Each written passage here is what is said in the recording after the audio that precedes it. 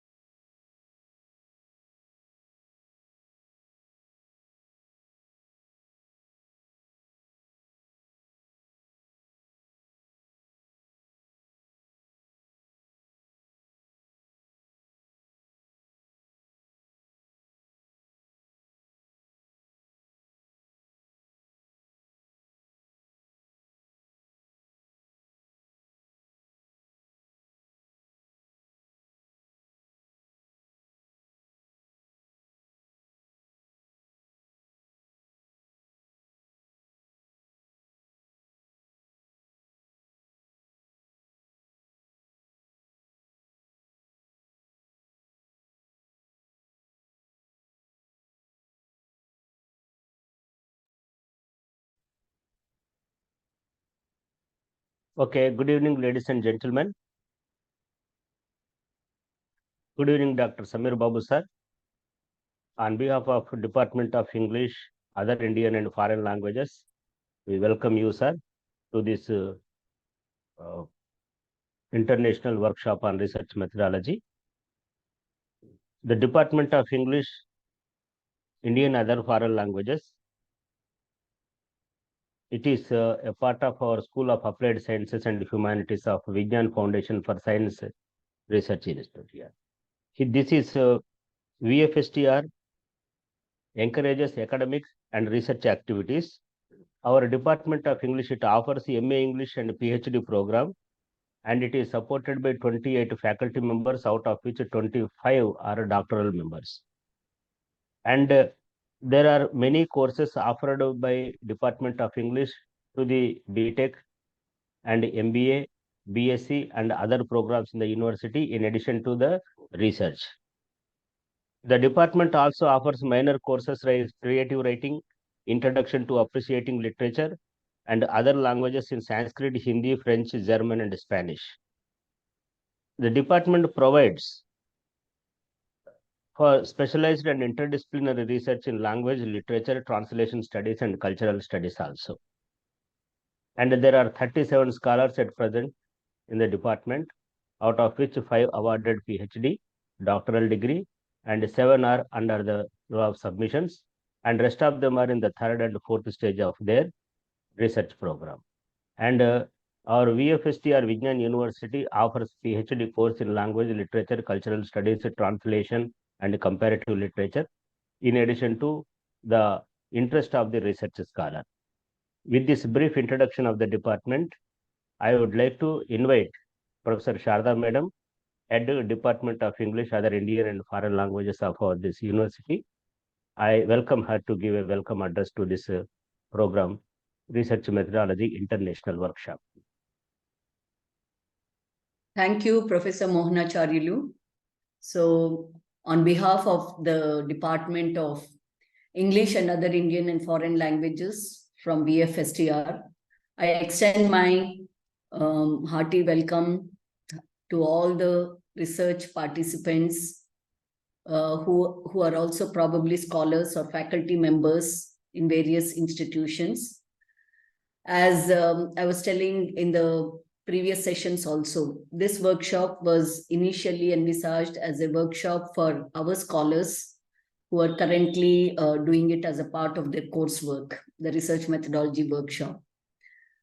So we thought, why not extend it to participants from other institutions as well, so that they can also take benefit from the eminent speakers who are going to deliver the sessions. We have already had 4 sessions, and today's session is the 5th one in the line of, in the series of talks, or what we call lectures for the research scholars.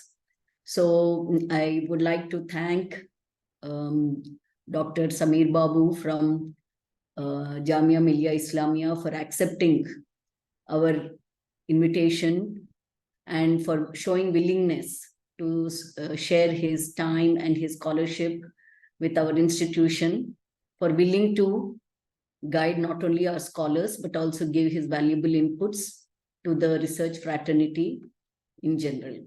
So I welcome Dr. Samir Babu, and I'm looking forward to listening to him. And I request him to share his valuable inputs with the scholars. And I hope that it will initiate an interesting discussion afterwards, because this is one session I think many of the scholars who are on the verge of drafting or completing their drafts would find it extremely valuable. So I look forward to your session, sir. Thank you very much for joining us today. Over to you, Mohanacharilu, sir. Thank you, madam.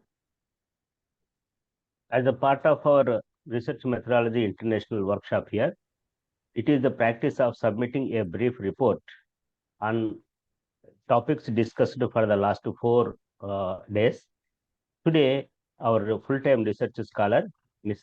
Tushara, will submit a brief report to have a kind of awareness on the activities which we have participated in the last 4 classes.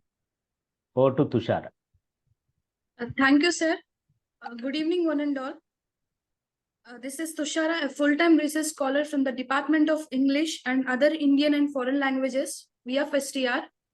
And today I'm here to give a brief recap of our previous day session.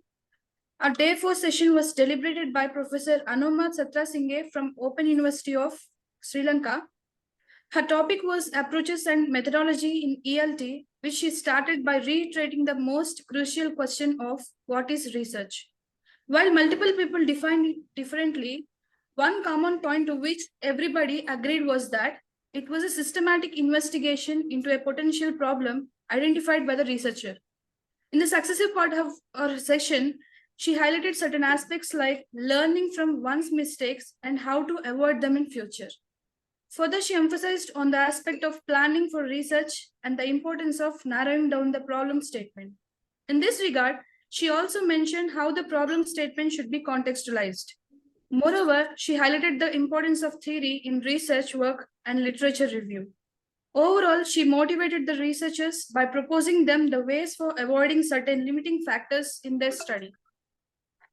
Thank you, one and all, for giving me this wonderful opportunity. Over to you, sir. Thank you, Tushara, madam. Not taking much time for, as it is 6:40 now, as a part of our Research Methodology International Workshop. Now I invite Dr. P. Mahesh to moderate this today's workshop by making a brief profile, presenting a brief profile of today's resource person, Dr. Samir Babu, Associate Professor, Department of Educational Studies, Jamia Millia Islamia, New Delhi. Over to Mahesh. Thank you, sir. Thank you, Professor Mohanacharilu, sir. I'm Dr. Mahesh, working as an assistant professor in the Department of English, Other Indian and Foreign Languages, BFSTR. And I feel it's a great honor for me to introduce the research person of today's workshop, Dr. Samir Babu, sir. And Dr. Samir Babu, sir, is currently serving in Jamia Millia Islamia Central University in New Delhi as associate professor in the Department of Educational Studies.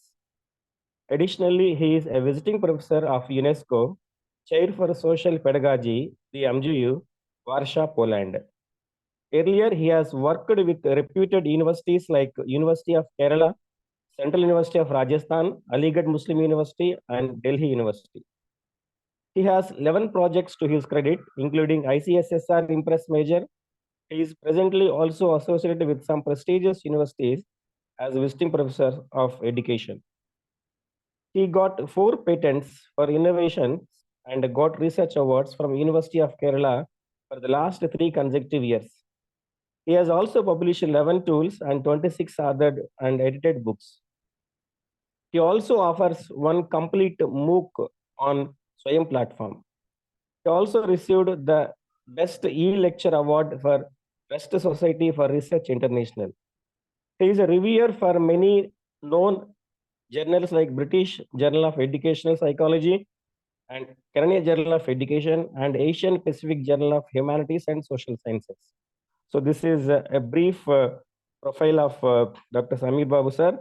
So on behalf of our Vignas University and English fraternity of this institution, so once again I welcome Samir Babu sir to this workshop. Indeed, we are very happy and we are very fortunate, sir, to have you to have such experienced person like you as a research person for today's workshop. So please educate us by throwing a light on the topic research documentation and related topics, subtopics.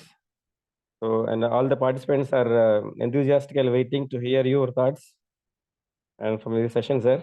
So I hand over the session to Samir Babu, sir. Thank you, sir. Please. Thank you, Dr. Mahesh, for giving me an opportunity, introducing me and giving me an opportunity. I wholeheartedly thank the entire team of organizers of your university that this is a kind of rigorous program that you have planned and designed and executed. So I'm so happy to be a part of that. So let me come to the duty that I would like to talk something about, since it is, even though it is general, so some reminders, I would like to give you some reminders regarding the academic publication. Yeah, is it all right, visible? Just a minute, I think, yeah. Yes, sir, it's visible, sir. Okay. Visible, sir. Yeah.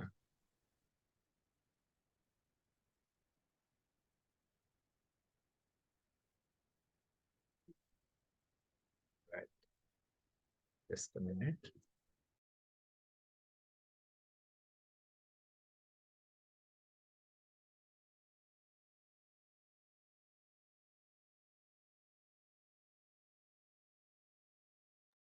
Yes, it's a trouble of starting. Yes, thank you so much again. So let me come to the research document. We have research document as a title. Then there are some subtopics. So initially, when we look into the research as a whole, we know that research is a structured activity. And as I tell you, it is we can consider research, it is not everyone's cup of tea. Those who are having a rigorous understanding of the subject area, those who know or those who are having a mindset or attitude, aptitude to carry out rigorously a process of research, it is their cup of tea. It is their business. It is not everyone's business. That was initially, I can tell you. Sometimes people say, okay, to some extent, I am fed up with this kind of exercise. So generally, we say that if you have a passion in research, definitely you will love the research process. You will not have any complaint regarding the process of research. Whether something is getting from the guide, sometimes you are publishing, you are submitting some paper to a journal, you are getting rejection continuously. So a researcher will never be disappointed when he or she is getting this kind of setbacks. So researcher, it is an attitude. It's a matter of attitude. So with this verse, let me come to the content that I have written. So when we look into the philosophical aspects of research, so we know that the philosophy of research, it is very significant. Every process, every dimensions, when we talk about anything, it is linked with philosophy. And when we talk about philosophy and the linking with research, we know that it shapes how we formulate the problem of how we formulate the research question, how we seek information to answer the question. This is actually that decides by philosophy. That is being decided by philosophy behind a research process. When we look into the various philosophies, this is actually a link. Okay, let me just share to you. So I'm just copying. So this is otherwise also later also I can give you. So for the for clarity, if somebody is interested to find out something special, so you can also look into that. things. This is actually a link that looks into that gives you a clarity regarding the assumptions behind various philosophical things. Generally, when we look into some of the assumptions, some of the philosophical assumptions, we have generally 5 assumptions type. Generally, we talk about epistemology, axiology, metaphysical aspects. Along with, we have rhetorical aspects, we have methodological aspects as assumptions. When you look into the assumptions of ontology, so ontology looks into, it is actually what is reality, what is actually happening. There is an objective reality and outsiders. This is what we call it as a feature of ontological perspective, ontological assumption. So here, if the idea is ontological, the assumption, philosophical assumption is ontological, we'll begin with a hypothesis or we'll begin with a theory. Sometimes it will be epistemological. What is the relationship between the researcher and the topic under investigation? This kind of question I've just taken from Criswell 1998. You can also look into this from that. Whatever I have given you, share the link, that also you'll be getting. Similarly, when we look into, so unlike the pattern that we follow in India, in some of the international dissertations, if you look into some of the international dissertations, they will write various segments, like we are talking about methodology and design only. Generally, when we look into philosophical assumption, what kind of paradigm we are using, what kind of framework we are using. Generally, we will not look into that much, but we'll look at. Recently, not very recently, a couple of months back, I got an opportunity to evaluate one of the theses of South African University. So I've seen that a lot. They are writing a lot to till evolving the problem. There are lots of processes. So it is systematically considering the philosophical as well as the methodical concerns. They have done it very systematically. So epistemologically is like that. I'm not just reading about it. Just the question or assumption by question posed by the assumptions. That is my concern. If it is axiological, what role do personal values play in the investigation? Here, the study is value-free and unbiased. That is the aspect that we will look into when we talk about the axiological dimension or assumption of philosophy. When it comes to the rhetorical, it is about the languages. What type of language is being used? So, some type of abstract language is used in reporting the result of the study. Scientific theory may be used to explain the data. So this assumption is talking about rhetorical assumption of that is a part of philosophical assumption, rhetorical assumption of your research. Methodological, of course, we have a framework. So how is research conducted? The exact way, the way of conducting the research, that assumption we call it as methodological assumptions. All aspects of study, we will have a design, we will have a correct framework, manipulation, control of the variable. Sometimes in the case of, especially in the case of some quantitative studies, sometimes we'll also will also control some of the manipulate some variables, also control some variable. For example, if you are having a kind of study that looks into the anthropological dimension, or you're talking about the discourse analysis of some text, discourse analysis in the text, you're taking the narratives. So whatever the methodological framework you have, definitely there will be some limitations you have. You will be controlling some variable, because as a researcher, it's not possible to consist, it's not possible to take all the concerns of the research. So it's not possible because you are not doing any kind of long study of 20 years or like. So you have a limitation, you have a limited time period of conducting a research, especially at doctoral level, we have a limited space. Because maximum of 5 to 6 years, we have to complete the studies. Sometimes UGC gives you some relaxation, especially for the women, and because of their concerns, they're sometimes related to marriage, sometimes related to family issues, delivery, like, so they are getting some extension. Otherwise, we have maximum of 6 years of PhD doctoral research in India.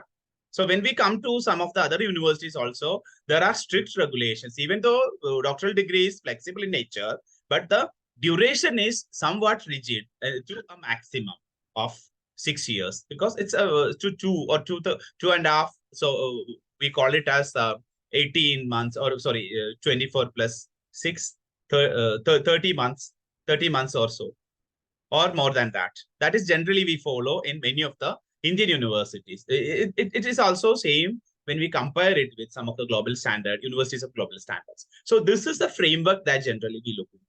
When we look into interpretive framework, sometimes it is referred to as interpretive perspective. It seeks to understand the social world from the point of view of participants, which leads to the in-depth knowledge. So when we look into this is also a concern, but as a researcher, it is very significant to look into the interpretive dimension. So this is also I am posting to for your knowledge in the chat box, so you can look into that.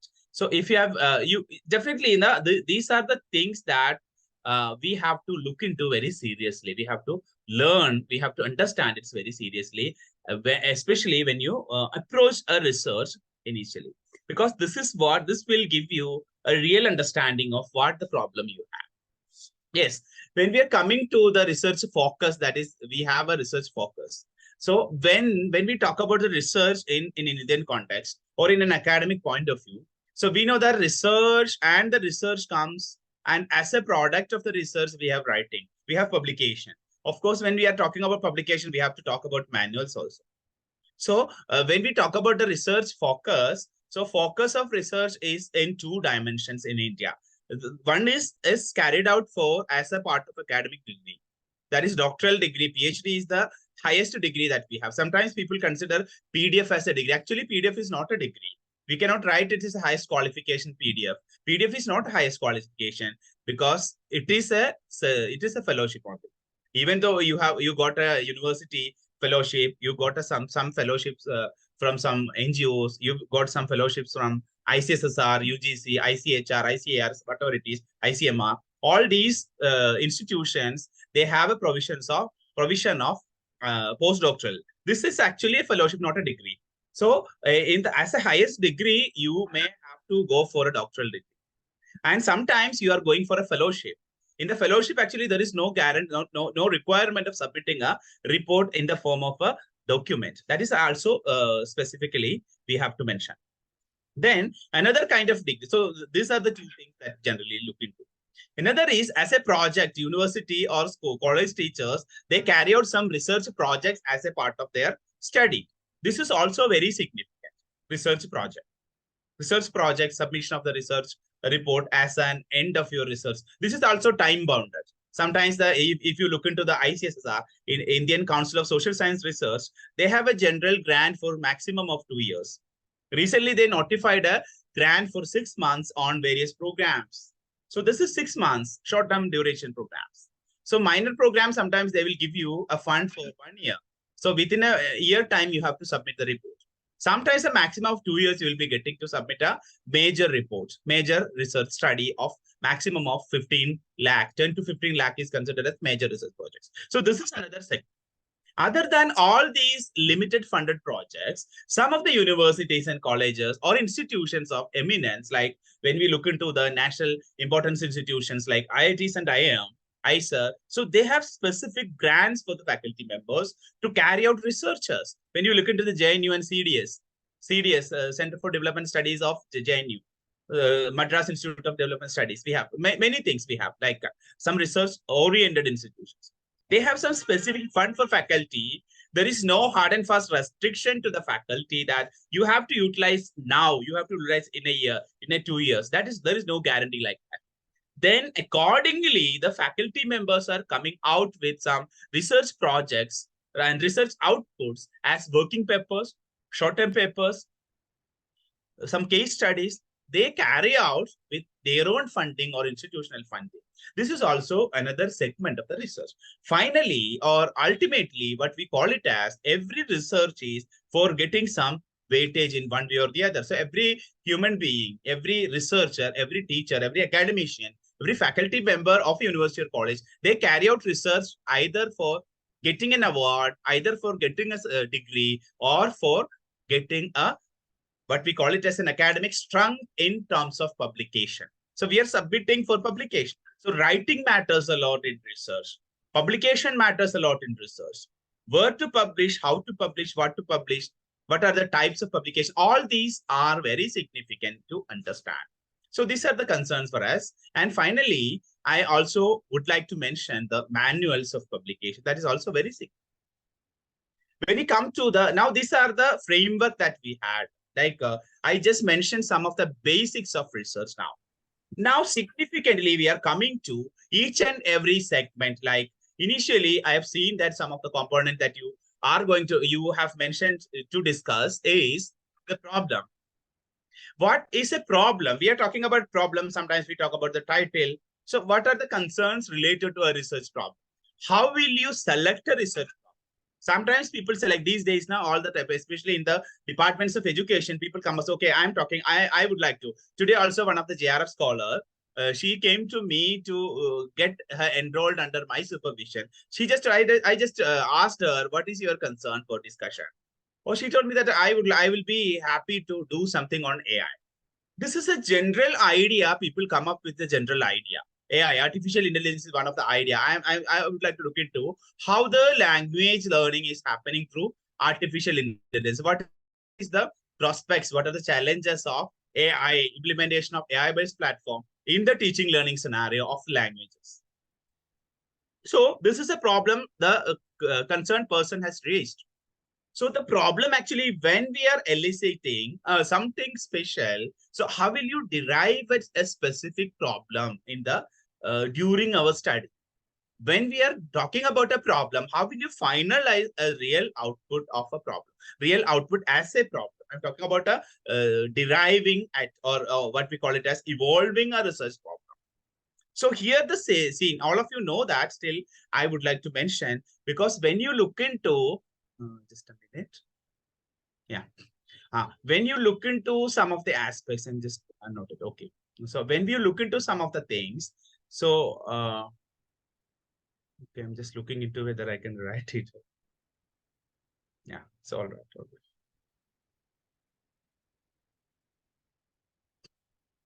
Okay, there is no textual things available. Okay. Yeah, all right.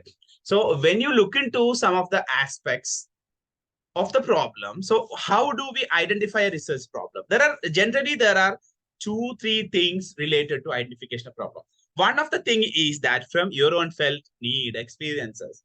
So we have experiences. Sometimes experience is considered a research problem. That may not be exactly good. If I'm talking about experiences.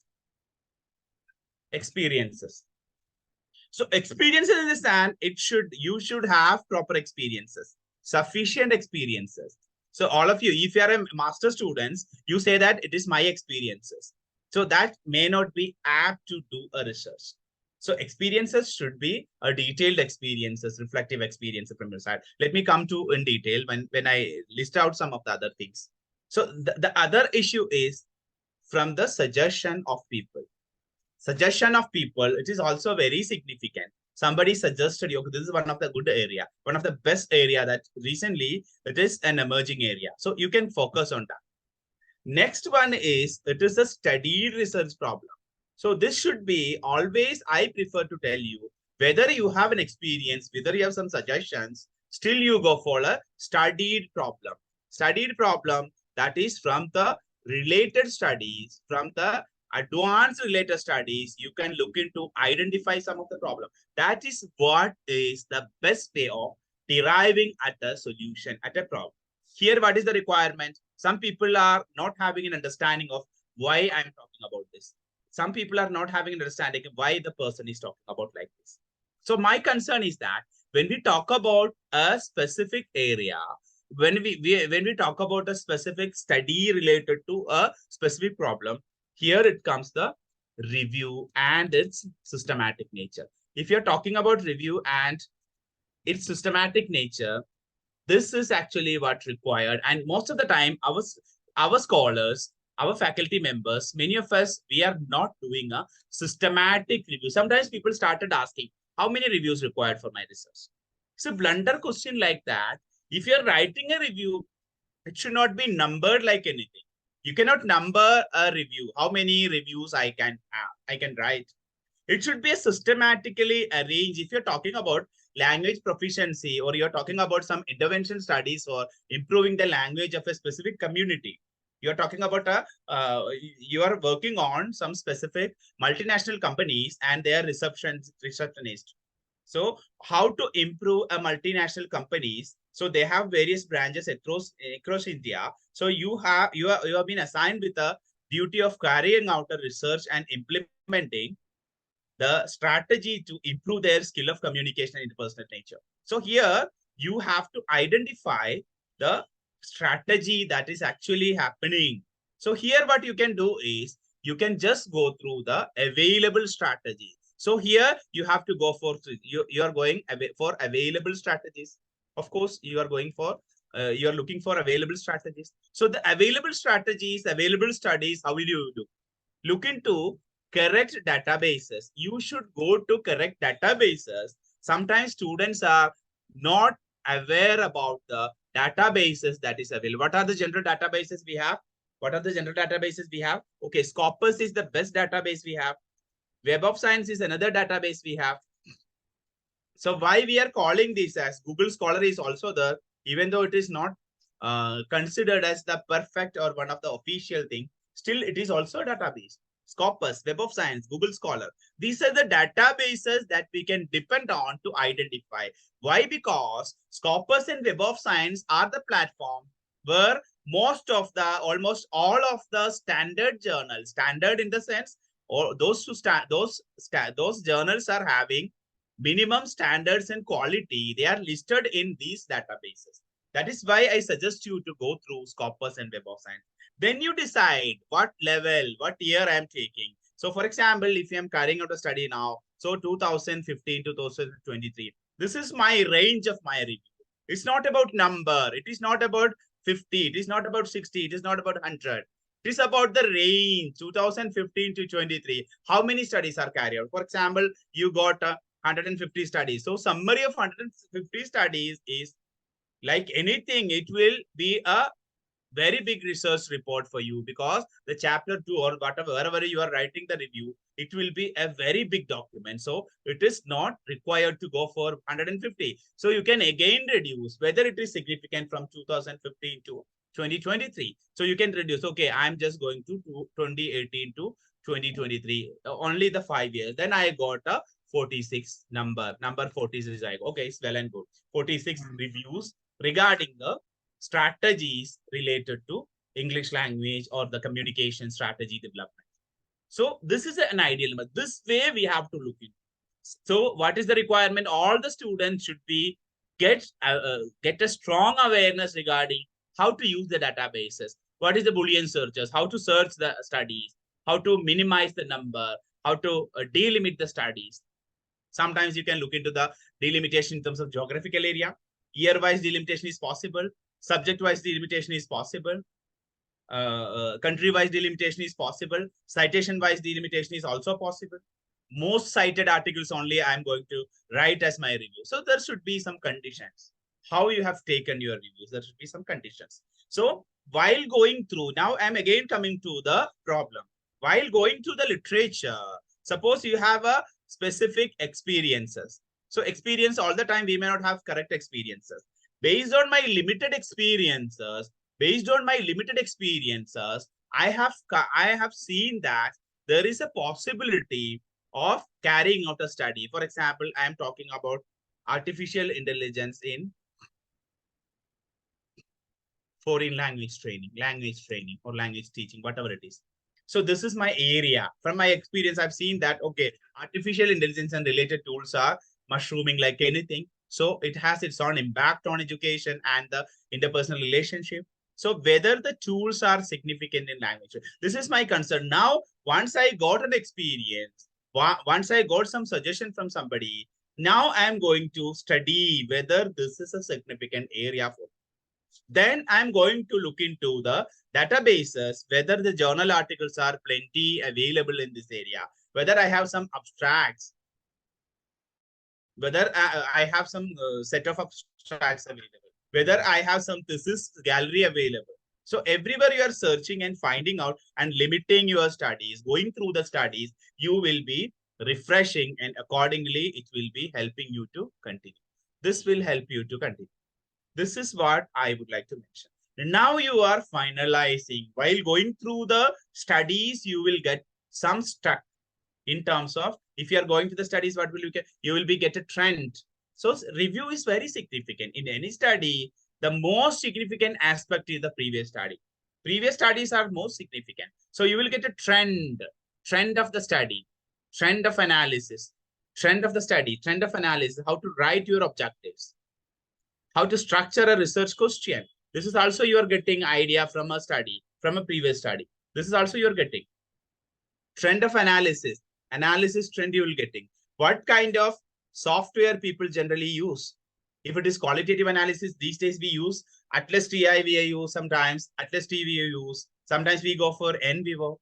Quantitative, N numbers of software we have available. Listrel, Geometric, SPSS, RStudio, StatCraft, Python, MATLAB, lots of statistical software available in order to analyze the, so depending upon the requirement of the researcher and the significant tables and graphs produced by the whatever the way that you find is better, whatever the availability in your institution, availability, sometimes it's freely available. Some are open source software like Jamovi, RStudio is also open.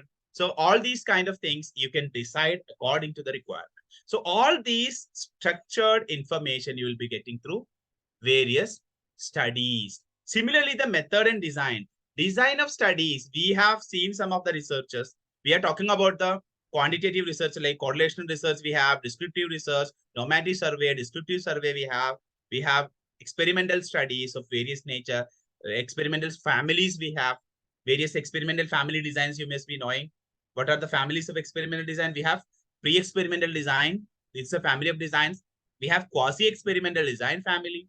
We have true experimental design family. Generally, we go for pre and quasi-experimental design families, especially in social sciences and languages.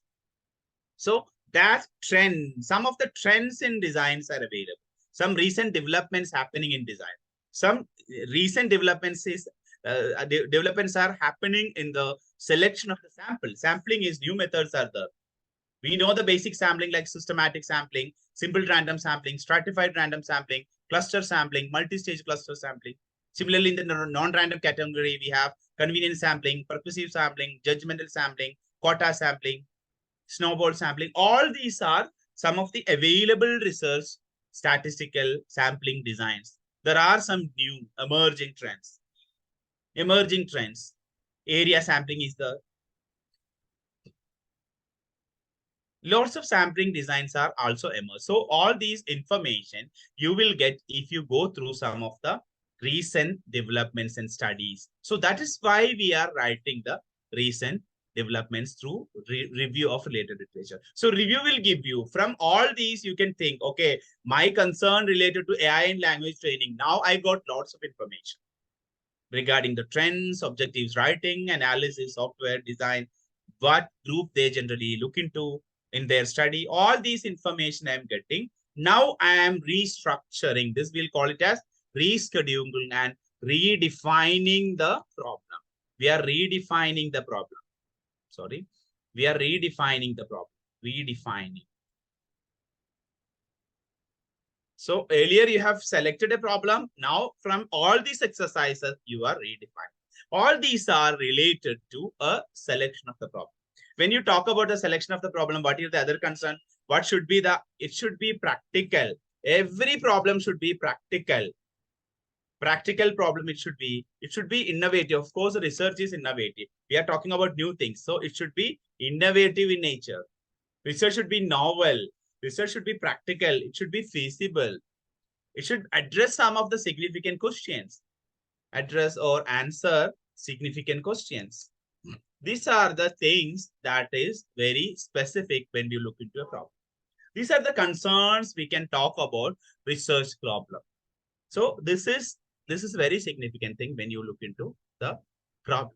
All right. Now let me come to some other aspects. So I'm just looking into next slide. Okay. Let me come to the next slide. I'm sorry, I'm just offering this. Yeah. Yes, come to the next. When we are talking about a research problem, we got this idea. So it should be significant. It should be emerged from the studies. The study selection should also be structured. So this is a lesson. This is a clear message to all the PhD scholars, those who are going on, those who are in the initial stage, those who are about to submit also. So you should have a clarity regarding what is my way of selecting the problem? What is my breadth and length of my research review? It should not be like number 30, I have 30, I have 40. It should not be like that. You have to mention what is the range in terms of year, in terms of geographical location, in terms of citation, whatever it is, all possible things you have to substantiate while addressing the significance of your review. And review also sources we know. N numbers of sources we have. One source I have mentioned is databases. In the databases, what are the available things? We have books, we have journal articles, we have proceedings of the conferences. These are the three things available on these databases. Similarly, we have some manuscripts sometimes, some human beings as resources, sometimes some institutions as resources. That is also a part of review. YouTube links, YouTube videos, television programs, radio programs, books of various kinds, not available online. Some books, like we have edited books, we have authored books with a single author, multiple authors, we have multiple volumes, first volume, second volume, like we have edited books, we have chapters in edited book, but the book itself is not related, but some of the chapters are related to a study. So that is edited chapters in a book, inside a book, completely edited book exclusively for your area. That is also another translated book. Compilations. We have conference proceedings that is happened in offline. So it is not available online. Thesis and dissertations, project reports we have, notices, newspaper, editorials of newspapers, blogs, websites of universities, dictionaries, encyclopedia, all these leaflets, pamphlets, whatever it is and what not. All these are the sources of information for us. The fresh information that we are collecting from the source in the field is known as primary data. All the others are considered as secondary sources of information that is printed, published, already available in the databases. So the census data, raw data, census data, raw data of NSSO, National Sample Survey Organization data, the fresh data that you are going to collect from the field, all these are considered as the original data, that is primary data. Others are secondary sources. Somebody is analyzed some research, some census data, then you are looking into that document, then it will be a secondary data. Otherwise, the original data of census is considered as, we can consider it as primary data if it is not analyzed by somebody. Okay, now again, when you come to your research report or research paper, whatever it is, both I cover both. So we have an introduction stage. In the introduction, actually, when you read the introduction, when an examiner read the introduction, it should be appealing like that. You have to mention what precisely you have to mention what you are going to look into. Why your study is so important to mention. Sometimes the study is already carried out by someone, but you're also submitting the same study, same kind of study in a different context. How your study is so different, even though we have many studies, how your study is too specific and different. That is also a specific question that we have to look. Similarly, how original it is. What is the originality perspective? What is the originality dimension of your research? How will you say that it is original work of yours? Will it fill a gap in other studies? So you've carried out some studies and worked something in the Africa, something in the Europe, something in America, but you have not find out such a study in a cultural context of India. Then it definitely comes as a gap. You are just, okay, this will fill the gap. What is the impact of COVID vaccine among youth of India? So if you're carrying out a study that is not carried out by someone, of course, there are studies on youth and the COVID vaccine carried out in Australia. Some health surveys are going on in Australia, and they have summarized it. They presented it. What is happening in India? You just said, because sometimes the vaccine, nature of vaccine, content of vaccine may not be one and same. The symptoms that is visible, the attributes that is shown, that is visible among the youth in India may not be same. So this is actually what we are talking about, identifying the research gap and filling the research gap. From an Indian context, you will get some more idea that is not available from an Australian study. From a Canadian study, it's not available. From a study of Singapore, it's not available. In Saudi Arabia, some studies are happening in King Fahd University. But such a study, especially among the specific community of Indian, the youth folk of India, it is not available anywhere. So there are some specialities. I am looking into something specific. So this is what we have to mention. The study that will be appealing to consider your paper, your report are very significant. This, whenever you're writing your dissertation, whenever writing your paper, this should be the criteria. Sometimes people will begin with a broad thing. I don't consider this a broad writing is required. When you look into the education dissertations, everyone will start with education is this and that. I don't think that this is required. Very broad thing, very surface things related to education is not required when we talk about the specific concern of language development. Directly come to the language development and the category. If you're talking about adolescence, come to the specific language development and the requirements in terms of language and the difficulties they have from the studies, present it as an introduction. Don't go for something related to education, something about language development in general, like specifically address the problem that you are going to do that. That is required. Sometimes you have to mention the limitations as well as delimitations. What is actually you have? What actually you are doing? That is actually a significant thing. What is actually you're doing in that? What is not? So I'm looking into some of the dimensions of language, but I'm not looking into some other dimensions. I would like to study the interpersonal skills and language capacity of, language proficiency of people. I don't want to study about the written language. I need only the oral conversation. So I can say that this is my delimitation. Sometimes your limitations also. Something is limited. Something is, I am going to do this, but I couldn't get that. All these things, limitations, both the limitations as well as the delimitations, you have to mention in your study. Methodology part, when you look into the methodology of any research area, especially when you look into the Scopus publication, many of the Indian authors, we don't have very good Scopus publication. The main issue that we identify is we don't have a very good framework or methodology or design. We are we have a miserly characteristics. We have a miserly nature to write a detailed methodology. When you look into a methodology of a paper, generally you can find many of the papers published internationally, globally, in the reputed journals of Scopus and Web of Science. You can find out that methodology is all-inclusive and descriptive in nature.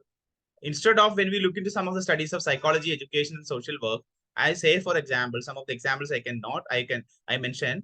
So if you look into some of such kind of journals, even though it is peer-reviewed or UGC listed, they don't bother about your methodology. Okay, something is written. Sample is 300 300 students following CBSE schools. They are undergoing their education through CBSE schools. No mentioning about the other things. What is your tool? Use the questionnaire.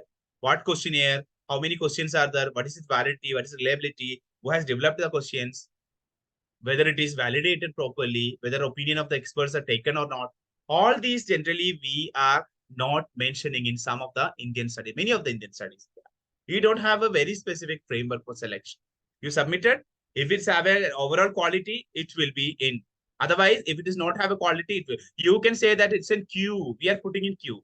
But international journals, they will consider and they will make your paper review. Initially, if it is in standard, they will consider for review. Otherwise, immediately they will reject it. If it is under review, they will notify all the time. They will notify. So what is the condition of Indian care journals? You submit a paper. I submitted 1 year back. Still, I didn't get a reply from that journal. I submitted another paper 6 months back. Till date, I didn't get any, even the acknowledgement of the paper. I didn't get it. I submitted a paper to a leading institution in education. I didn't get any reply. After 1 year, I asked what is the status, because otherwise I have to withdraw my paper. What is the status? Then after repeated messages and emails, they told me that it is under review after 1 year.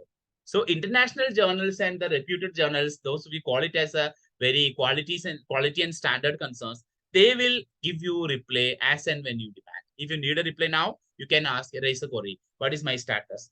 Sometimes there is a database. It will give you a clarity regarding whether it is under process, whether review is corrected, review is given, whether review is over, whether the decision is done, whether it's accepted, rejected, under review, all these will be shown.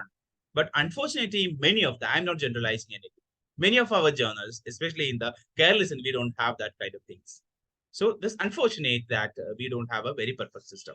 Gradually, we'll be in the system. Hopefully, we hope that it will be all right. Altogether, I can tell you that the culture of academics not up to the level.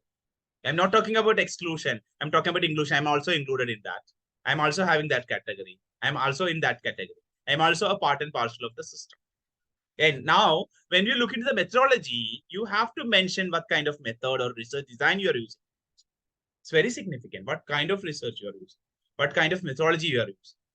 Did you administer a questionnaire? Did you administer a questionnaire? Whether it is a questionnaire, whether it's interview schedule, whether it's a scale, whether it is a framework that you're using in your research, any strategy that you are going to adopt, any scale, any semantic differential model, any kind of inventories you have, any test you have, whether it is a group test or individual test, paper pencil test or oral test, all these things we have to look into while writing your methodology. Any field research you're going to conduct, how the collection of data is, whether the ethical considerations and parameters are made, conducted, ensured or not. Did you utilize other archival resources or libraries? All these things in detail we have to mention regarding the population, regarding the sample, the way of sampling, number of people, what are the geographical or the socio-cultural, socio-economic parameters. All these things we have to mention specifically considering this. In the methodology, after that, we have to see some of the other things like main body of your paper or argument. Main body, that is where the author supports the thesis and builds the argument. Whatever you are arguing, whatever you are putting forward, whatever you are suggesting some or introducing some arguments or thesis, definitely you have to support, you have to give a clarity, you have to ensure the clarity. Avoiding meaningless digressions. This is also very significant while you are writing, especially a qualitative paper, especially a paper that is based on the secondary resources. Definitely we have to substantiate the idea that we are proposing as an argument. Now, again comes to another crucial thing, that is report writing. Very significant thing, report writing. So when we talk about report writing, here actually never ever, I'm talking to research scholars, you never look into the style of writing pattern that is somewhere it is adopted. Strictly go through the report writing pattern of your university or college. If your university has a specific report writing pattern, from the limited framework, you have to work on that. Otherwise, you cannot take something is happening in the Oxford University, something is Open University of Europe. You cannot take that. Something Jamia Millia is following some research report writing pattern. So you cannot adopt that because your university is different. So whatever the report writing pattern of your university, what are the guidelines of your university regarding the publication and submission of your thesis, you have to look into that and follow that. That is major thing that you have. Similarly, while writing the report, what kind of style of writing you use? Very significant thing. Style of writing. Many of the universities clearly mention department-wise the style of writing. Many of the departments follow American Psychological Association Manual of Writing. Manual of writing means everything that you are writing in your report. Every point, every punctuation, every sentence, every differences in terms of the document, like sometimes abstract, title, first order heading, second order heading, third order heading, fourth order heading. Of course, the paragraph, beginning of the paragraph, indent of the paragraph, suggested font, line space. Similarly, color, pagination, page number, where to do the page number, what is the style of page number, content, list of content, how to prepare, come to the table, style of the table, nature of the table, title of the table, number of the table, images, figures, if it is adopted figures taken from somewhere else, how to give the reference, in-text citation, how to write text, write the what we call it as acknowledgement to the other authors in text, inside the text, how to write this. This is known as in-text citation. Many of even the professors are not least bothered about the in-text citation. Without in-text citation, nobody will consider your paper internationally, globally. Nobody will consider. You're writing a paragraph like anything, that you are the born philosopher. That is not possible actually, because the idea that is supported by some other person, it will be backed by your ideas, even though it is an original idea. Definitely, it will be backed by some of the ideas of one or the other researcher. He or she has carried out a research prior to your idea. So you have to look into, you have to quote it. All of a sudden in vacuum, you cannot write anything in vacuum. So definitely in-text citation is very significant. For every sentence, in-text citation is required. Only in the case of defining your problem, stating your problem, and concluding your research, there we may not be able to write something. You can write your own language. In all the other areas, introduction, review, statement, need and significance or rational study, every word you are writing, from where you have taken that. That's actually very required. Now, when we look into the other aspects, like references, so all these are actually told. These are the consideration that we have to look into. After in-text citation, I mentioned references, listing of references. Books are in another way. Multiple authors are in another way. Journal. A person reported a person, he or she has written something, and you are quoting it from another journal or another document. Edited volume, chapter in edited book, multiple volumes, multiple editions, translations, compilations, brief reports, abstracts, book of abstracts, conference proceedings, YouTube videos, TEDx videos, whatever it is you have, everything is having its own pattern of writing. TV shows, all these blogs, e-journals with DI, without DI, blogs, all these have different style of writing references. Everything is not in the same way. So this is actually we have to look into. All these parameters are mentioned in a manual that is called all the totality of considerations regarding all these, whatever I was talking about last 5 minutes. These consist of manual of writing. So generally we heard of various manual of writing. American Psychological Association manual, American Psychological Association manual. One of the very significant manual, very popular manual used in many of the departments, many of the journals, commerce, management, education, psychology, social work, some departments of medicine, all these people follow APA. Now we have 7th edition of APA. We have MLA, Modern Language Association Manual for the languages. Still many of the language departments also follow APA. But this is actually Modern Languages MLA manual. Now we have 8th edition. Similarly, we have Blue Book. We have IEEE manual. For engineering, we have IEEE manual. For the social sciences, we have Chicago manual. We have Harvard manual. We have American Anthropological Association manual, American Sociological Association manual. These are some of the manuals that will help you. So considering the departmental perspective, considering the requirement of your department, follow the manual. Learn the manual in the day 1 onwards. What is my manual in my department? You have to ensure that this is my manual. I have to follow this manual. While submitting a paper to some journals or conferences, you may not be following the exact manual. So what is their suggestion, their manual that you have to look into? Because every journal, every conferences may not be following. Even though you are from education, you are from English language, you are following MLA in your department, but it may not be in a conference. It may not be in a journal. You're submitting a paper to a journal.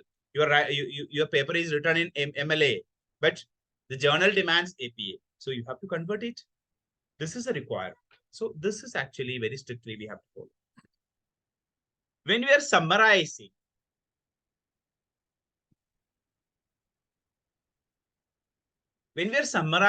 a research, Definitely, we have to summarize, especially based on the objectives and key areas, key research questions. That is actually what we are writing summary. Summary is an area. That's why I just mentioned like that. So when you're summarizing, you have to summarize what you have done, carried out in your study. That is what we call it as summary. Key findings. Key findings, we can list out the key findings of your research. Sometimes you may not be able to bullet the key findings. Sometimes you can also altogether you can write in as a narrative form. You can write it. Sometimes if it is quantitative, you can bullet it one by one, the summary of findings, key findings. So next we have to look into some other aspect, is discussion. What is actually discussion? Many of the students are least bothered about discussion. I told you the review is very significant. I told you review is very significant. When you talk about review, this is very significant. When I look into here, okay, review, sorry. So I'm talking about review. Review has its own significance. It is required to write your introduction. Review is required to write your introduction. Review is required to write your rationale of your study. Otherwise, we call it as need and significance. Review is required. It is required to highlight your problem. Review is required to design your methodology, to restructure your methodology. Regarding your design, review has its own significance. While you are discussion, to discuss your studies, it is actually being carried out in the light of previous studies. It is not just a narrative discussion. You have to discuss in the light of previous studies. What I got, what others got. What is extra from the analysis of my research result. What they were doing, what you are doing. What is the difference between your study and their study? Your result and their result. Whether it is in matching, whether it is contradictory. That is what we have to discuss. So discussion is very significant. Many of the Indian journals, they will just conclude with the data, summarize, reference will be given, done. But if you go to some of the international journals, they will have pages and pages of discussion. That is actually the way they present their studies and its conclusion. So discussion, without discussion, in the light of previous studies, very important previous studies, you cannot conclude your paper. This is very significant. This is the meaningful nature of your study. So discussion is discussing your result in the light of previous studies, whether it is supporting, whether it is opposing, whether it is incongruence, whether you got something extra, whether you got something, you are nullifying the other result, or you are substantiating. All these are actually, we have to look into while we talk about discussion. Very significant things. It makes your study unique and meaningful. Otherwise, it is good for nothing. If you're not discussing your study in the light of previous studies, nothing you are doing. Just a structural analysis of your study will not give you worth of your research. So the discussion in the light of previously carried out studies in the same area is an essentiality of your research. Come to the conclusion. I told you the conclusion is you're concluding what you got, the major idea. Major idea what it is. Here you can conclude in your own language. You can conclude with citing some of the related aspects from other studies also. You can conclude some of the related studies and related submissions you can add to substantiate your study. That is actually what we call it as conclusion. References and bibliography, you must be knowing the differences between works cited or references. What is actually difference between works cited and bibliography? Works cited or references, this is whatever you are going, you have used in the research.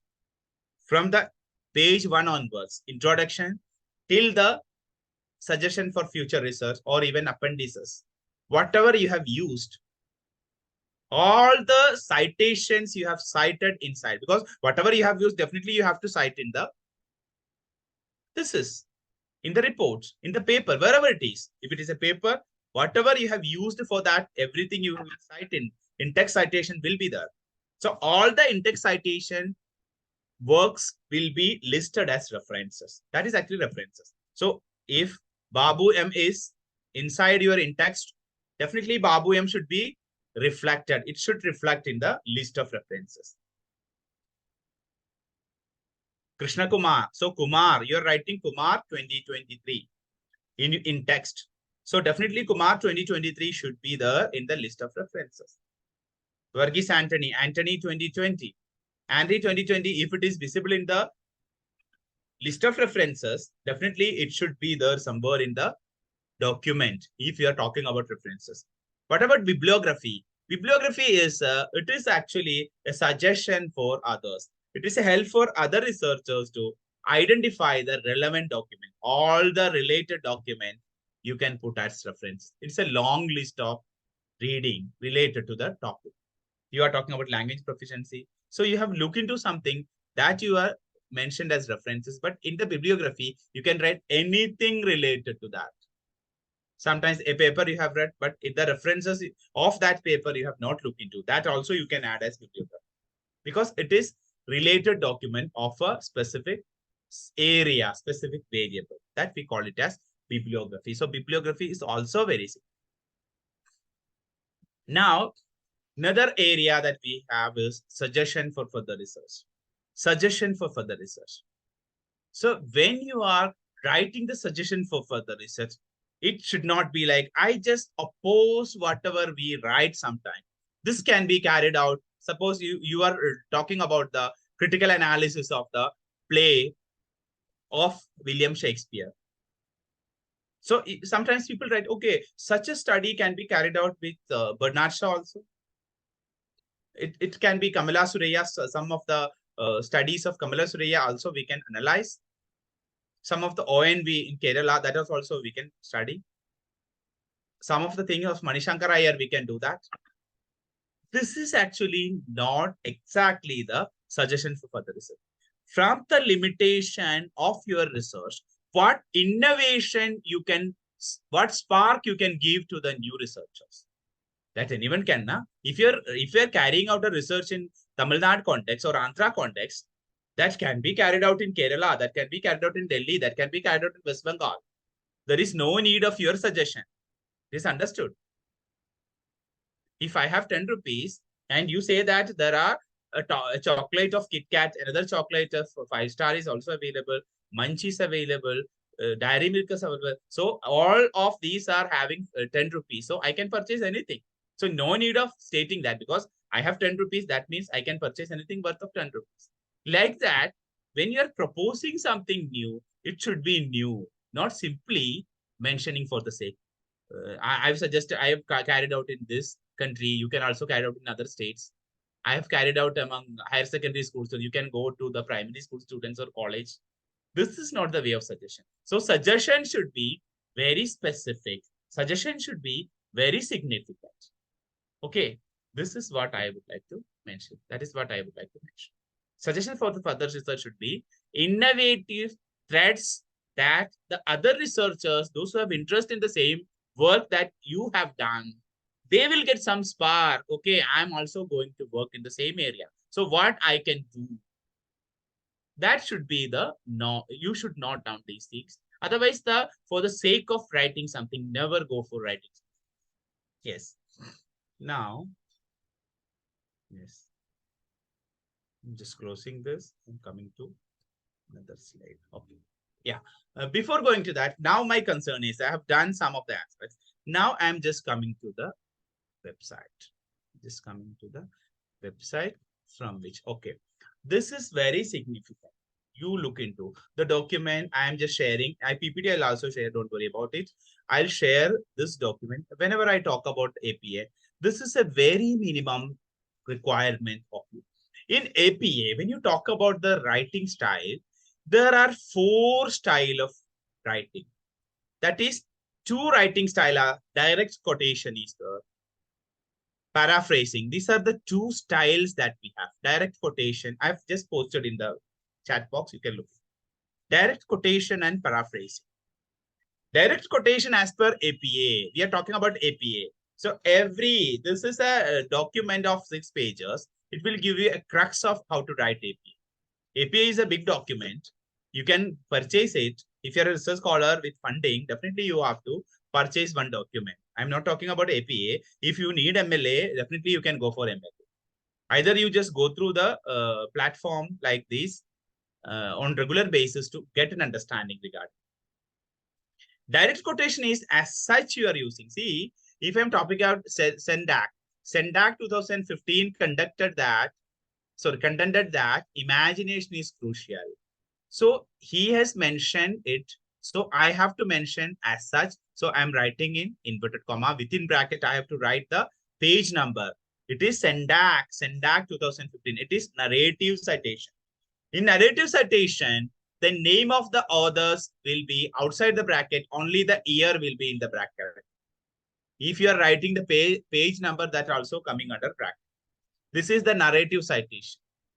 Narrative citation under direct quotation. So direct quotation means you are taking as such from the author or authors. And you're writing author outside the bracket according to someone. See this, two authors. According to SENDAC and Weiss 2020, comma, imagination is crucial. Again, inverted comma, the content that you have taken as such. Within brackets, page number, there are 2 pages. So you have taken PP, 112 to 113. If it is single page, P dot, PP dot, both are in small letters. 11 to 111 to 113. Bracket close and full stop. The way you writing, please listen. If your writing is parenthetical, suppose parenthetical writing is both the author name and the year will be in bracket. So clearly, imagination is crucial. So you are writing the content and writing the name of the author in brackets. That is parenthetical citation. So when you're talking about direct quote, either or paraphrasing, in both cases, we have narrative and parenthetical citation. In the direct quotation, narratives, wherever it is, direct quotation or paraphrasing, narrative means the author name will be outside the bracket. Only the year and page number will be within the bracket. And sometimes, and many of times, it is in 2 different areas. 2015 is here, page number is here. 2010 is here, page number is down. 2005 is here, page number is, para number is here. 10 is here, para numbers. When you come to the parenthetical citation, everything will be same under a same bracket, parenthesis. Curve bracket, we call it as parenthesis. That is why it's parenthetical citation. So this is direct quote. You have to give the direct quotation, double inverted comma. Again, SENDAC 2015, comma, page number 2. Second is 2 others, SENDAC and Weiss, comma, and inside the bracket, you have to use and symbol of the and, the ampersand. Otherwise, if according to, this is narrative, so you have to use and writing, right? Yes. Then comma 2010, the comma page number. 2 pages, we have PP dot 112 to 113. This is the way of writing parenthetical citing. Remaining help, use your mute your microphone. Yes, now look into the paraphrasing. If you look into the paraphrasing, that also, I'm just taking a minute because some disturbance there.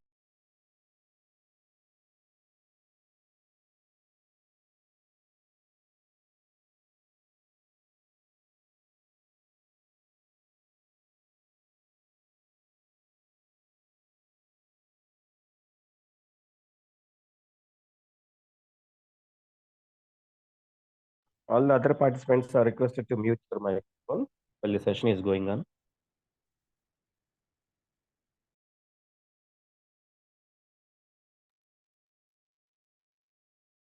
Sir, you can continue, sir.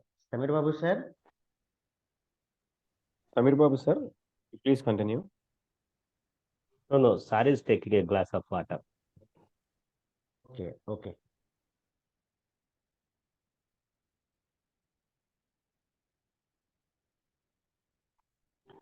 All the participants are requested to check your microphone now and then, whether it is in mute condition or not.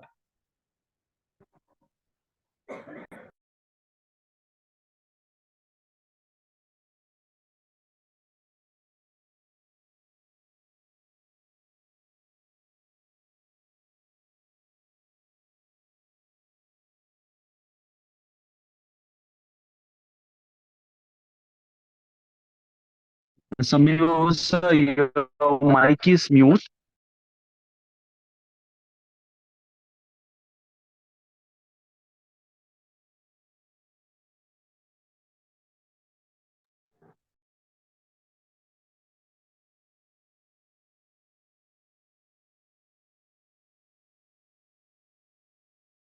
Yes, sir, please continue.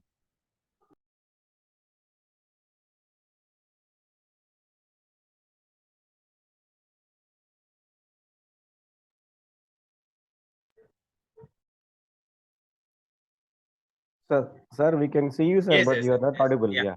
yes, Now yes. it's okay. Please. Yes, yes. I take a break of 2 minutes. I'm sorry. Okay, sir. Okay, Thank now you. when Thank you. we come to the paraphrased version, so we have talked about things. So see the paraphrased version, many of the scholars have a thing that paraphrasing means just changing the meaning of the word or changing the synonyms. Actually, it is not like that. We are writing the paraphrasing. For example, if I take the paraphrased version, I can tell you an example with annotation. I'm just taking the thing. Like I got a somebody, so for example, Shakespeare has given Shakespeare. So we have William Shakespeare. So if William Shakespeare has given, I don't know whether he is there or not. Anyway, just writing. For example, 1900, he has given a statement that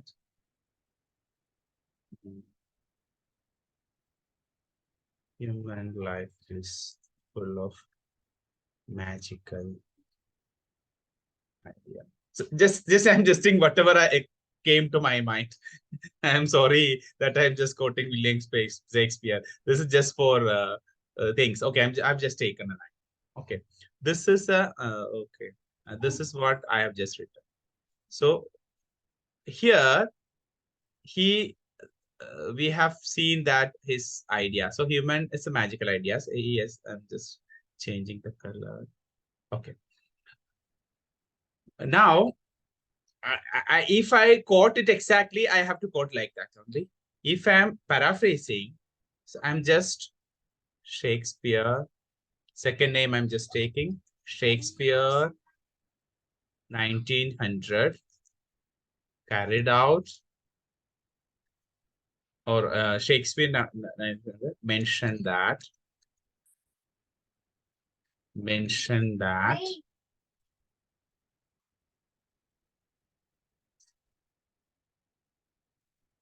unimaginable things may happen in the life of human beings since they are social animals.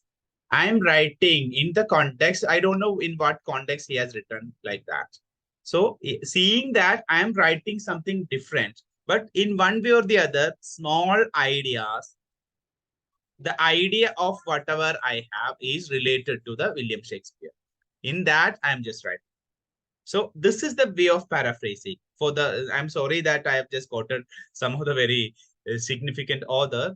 Still, it is the way of writing. So whatever the idea you have, it is not like magical. I'll just replace ideas. I'll just replace with something. Human life, I'll replace with the life of human beings. No, not like that. We are just making it.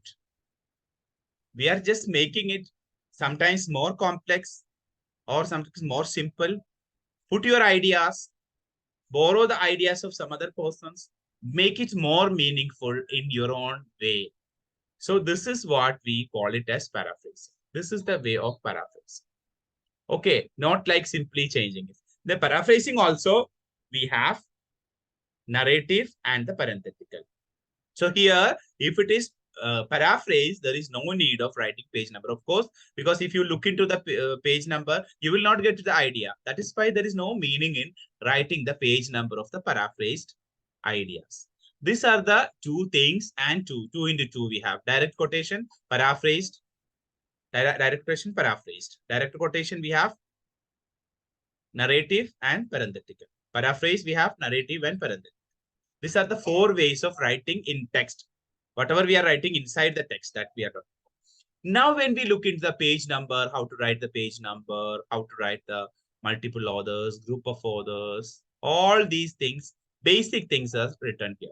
So when you're writing the references also, see the references, book with subtitle, books with two editors, essays chapter on section in editor work, journal articles. If you're talking about books, book will be in capital.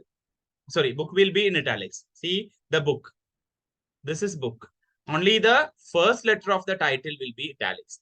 I'm just making, see the first letter, prairie fires. The first letter P is in capital. Fires, it is in small. After colon, the first letter is capital.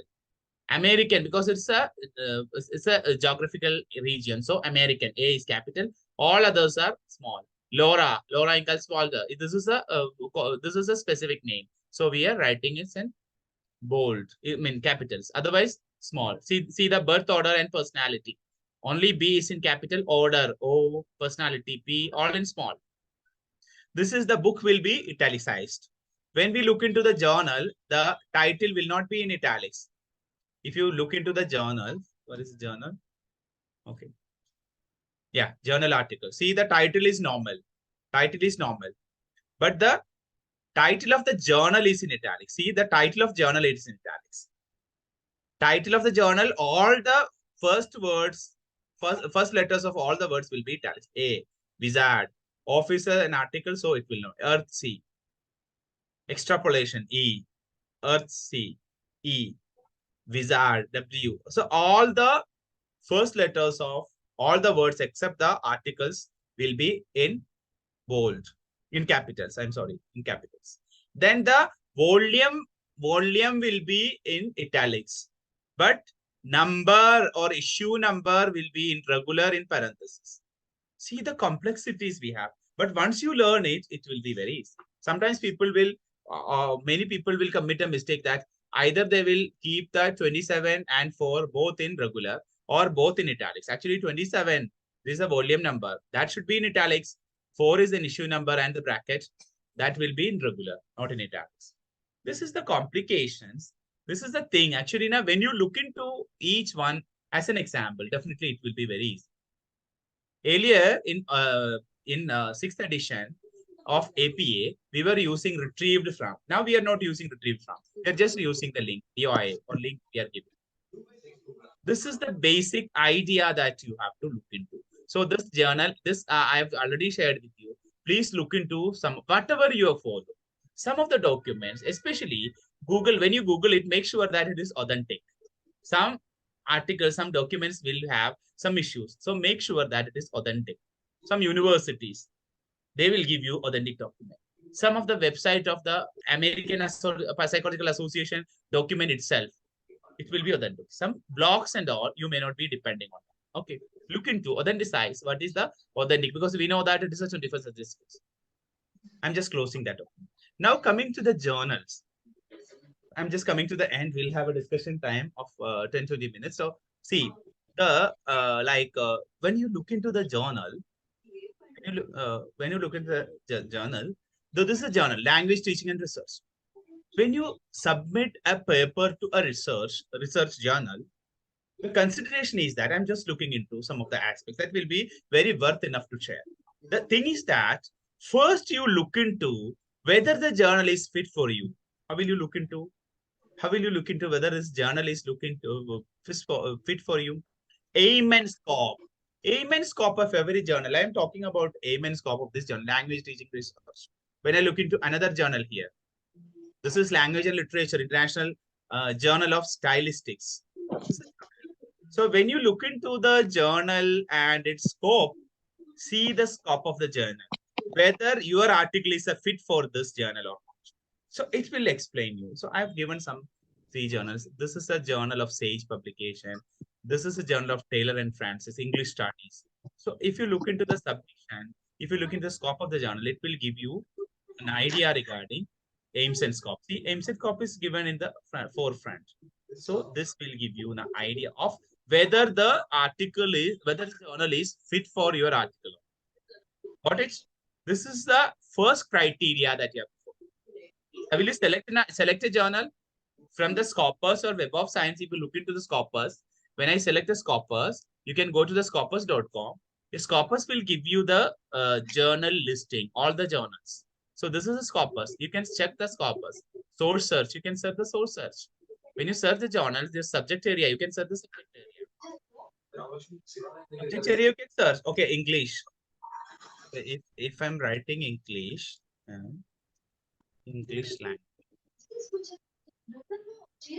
language, if I select, I'm getting this much English language literature. So okay, okay. Shravan Jyoti madam, please mute your microphone. Just talking about language. Sorry. Yes, language and linguistics. This is an area. I just got apply. I select the subject area. I got lots of language journals. Artificial intelligence review, communication research, not sometimes specific, because this is also language. Modern language journal, language teaching research, language learning, journal of second language writing. All these is languages, and their side score is also given. If you need some low class journals, low class in the sense the quartile, third, and fourth, they are very for beginners. You can go for the fourth quartile journal. If you again select and apply, I'll get the language journals in their side score is very low. American, British, and Canadian studies. Some specific gender. I'm not in a position to pronounce. Journal of International Research in Communication Disorders. This is also some French names, I guess. Paremia. So some journals, they have very poor impact factor or side score. Token is a general language. There are plenty. If I go to the 8, this is first. If I go to the 8, I'll get some other journals. The French Review, Topics in Humor Research. Veritas. There are many journals like this. I don't even able to pronounce it, some of the journals. So this is the way of identifying. So when you look into the journal, aim and scope is very significant. Now, other than aim of research, what you have to look into? The model papers, sample paper. See the sample paper. This is sample paper. See the paper. Whether I have to, full article is available, I have to structure the article like this. This is a title. So this is a very specific title. So I can also write. I can also identify the style of writing. What is the methodology? What are the document titles? So this way you can also, if I go to this journal, it's a Springer journal. So, okay, no, like that. Language teaching research. So if I'm going to the current issue, some articles are available for free. Open access article. This is a closed access. Okay, this is open access. Effect of lecturers, non-native accent strong. So it's a very significant study. So abstract is given. So what is the style of their abstract? So see in-text citation, see the in-text citation. Every sentence is cited with one or the other authors, multiple authors sometimes. Here they have given one, here they also given one, here they have given, say one only. But in Europe, second, because it is the same sentence they have written.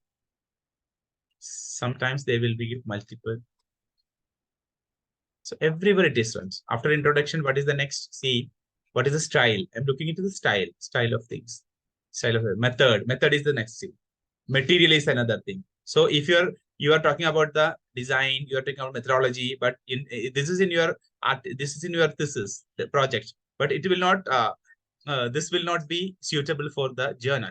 So you can write the method. You can write the material. Material is actually tools or the documents that you have used. Sometimes measures, we call it as measures. Participants, not sample. Sample is in your study. In your study, it is mentioned sample and population. We will not bother it. Whatever it is, we have to make it as participants. Details of 60, how many females, how many percent female, how many VA, how many this. International, non-Dutch, non-native, non-Dutch. Age mean, standard deviation of age, range of the age. Detailed description of the participants is expected. Because see, pages and pages regarding participants. In many of the Indian journals, what we write is 200 secondary school students. No other information. Sometimes we write how many males and how many females. See, all these are related to the participants. This is third paragraph. This is fourth paragraph. See, this much we are writing about the participant. Then we are talking about design, instrument. Sometimes we call it as measures. So in thesis, we call it as in India, tools. But here they talk about instrument. Sometimes they talk about measures. This is the style of this journal. What is the journal? Just forgot about the journal. I think it says it's a Sage publication. What is the journal? It is not mentioned here. Just coming to that. Who is teaching research? Language teaching research. When you come to the other journal, this is Language and Literature International Stylish Journal. So if you look into the current issue of this journals, Stylistics journals, it's a volume 32, issue 4. If I come to some of the articles, it is also open access. See how wonderfully they have structured the title. I don't know how it is the best to put these things down. Uncooperative narration in. So how the style of writing, not the style of thesis writing the article titles. So we have to mention as a fancy title. See the abstract, see the introduction. So introduction is required for them. After introduction, they are writing the another is good source. I think it's about the introduction. In the introduction, they are writing. They are writing second things because it's a different style, application of analysis. So various styles you can find out. Because the journal style is different. Tracing, this is also restricted access. So I may not be able to do that. Something. So this is open access. If I look into that, whether I'm getting like abstract is given, the number of words of abstract. So here, theoretical background. So theoretical background is given here. And subheading is given. Then hypothesis. So before that, so mind wandering, distributed reading, hypothesis, approach. In the approach, they have mentioned approach. Earlier we have seen method. Here it is approach. Inside approach we have method.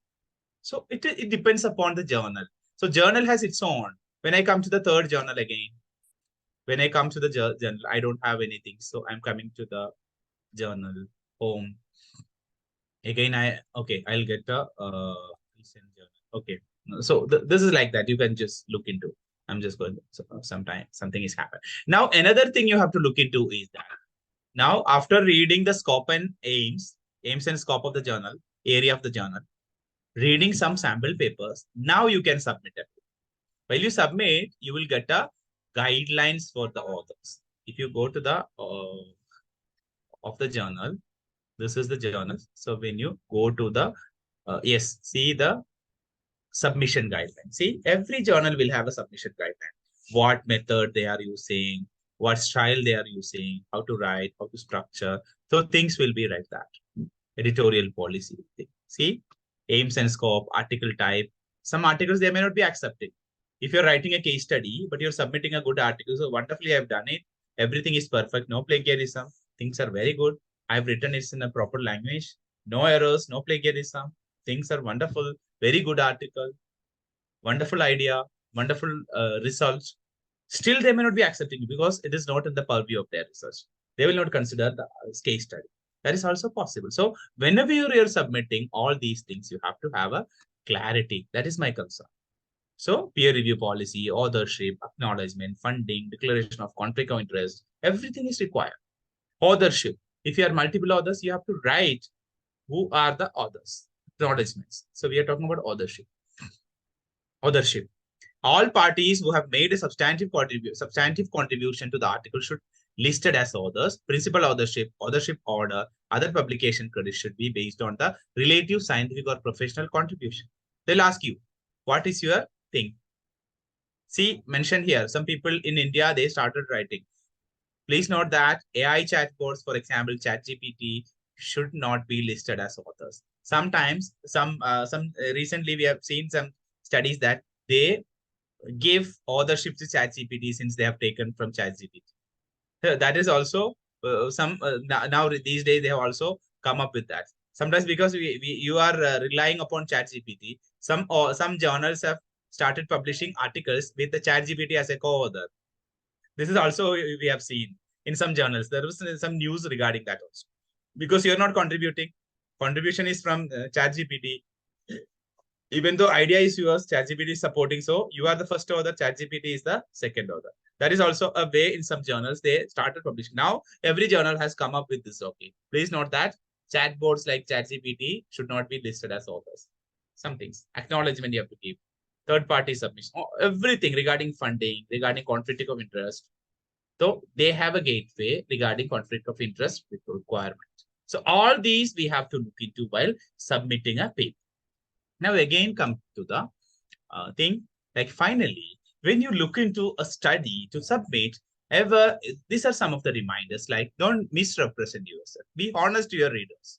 Don't include anything that does not answer the questions, even though it is this is okay, something, just make it as it's only 200 pages. So your supervisor told you that, okay, add your pages. Why are you writing only a small thesis? So you're writing anything, unwanted things and writing the maximum length. It is not like that. Don't include anything that does not answer the questions. Don't lengthen your paper or thesis, whatever is unretired. Incomplete ideas sometimes we are putting.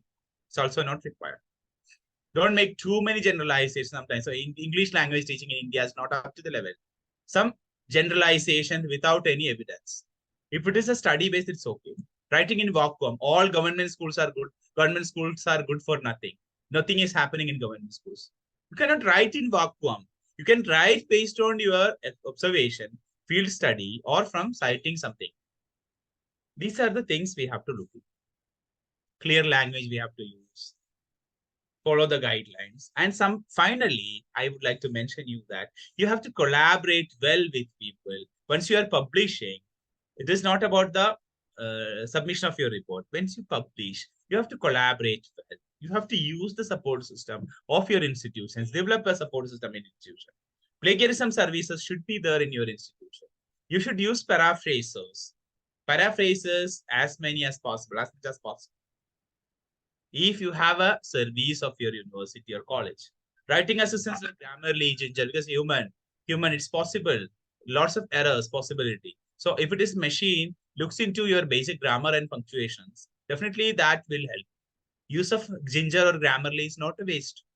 It's definitely, it will teach you something. If you're a mastermind of your language, definitely it's okay. You may not be in need of that. Still, there is a possibility of errors even after your complete corrections. Sometimes some of you assist you, chance of committing errors again. Some of the minor punctuations, everything will be caught in the Grammarly or Ginger like writer's assistance. All these, we can use it. So I have completed almost all the areas. Now I open it for discussion. So we can discuss, we can get some clarifications. I'm happy to have your questions. I'm sorry if I extended. I'm sorry for that. Thank you so much. I'm happy to have your questions and discussions. Moreover, it can be a deliberations of yours. You may have your own best practices. You may have your own concerns that also look into. Yes. So participants, dear participants, please unmute and ask a question.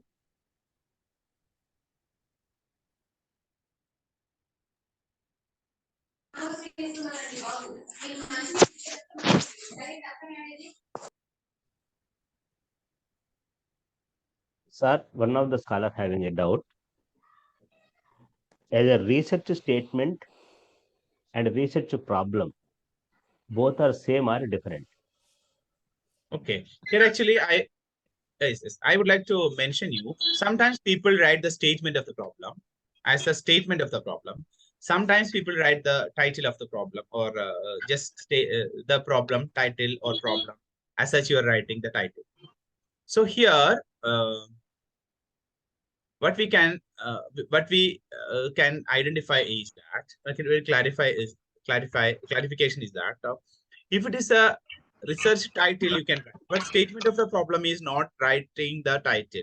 Statement of the problem is stating what you are going to do as a part of the specific study. In the study, what you are going to do, complete explanation in narration, in your own language, in your research language, writing is statement of the problem. It should not be simply the title. It should be the objectives or the research question, what you are going to address as a part of the entire research process that you are writing in a different way. that is understandable to the readers and evaluators. That is, we call it as statement of the problem. At the end of the statement of the problem, you can write the title. It is not required. Sometimes you can write, since the title is, and this the research is entitled. That way we can write the title. Most of the scholars in a confusion whether it should be in a single statement or single sentence or in a small paragraph or 2 to 3 pages of It should be in explanation. a paragraph, because the processes, the whole processes you are writing should be there, because people may not be able to read all the need and significance of your study or introduction. They have an interest to look into the crux of your study. So this is the statement of the problem will give you an overall idea what you are going to do. They are not interested in your objectives, hypothesis. So they will be having an idea, looking into the statement of problem, they will get an idea. Okay, what are the possible analysis? What way they will be using? So everything will be getting from the statement. So it should be as much, it should be less possible. Thank you, sir. Anyone? Another one? So I have, Hi. so good evening, sir. I have a question. Thank you so much, Dr. Samirji. Especially the publication part was very meaningful. Madam, How to please publish. introduce yourself. So I'm Geeta Rai.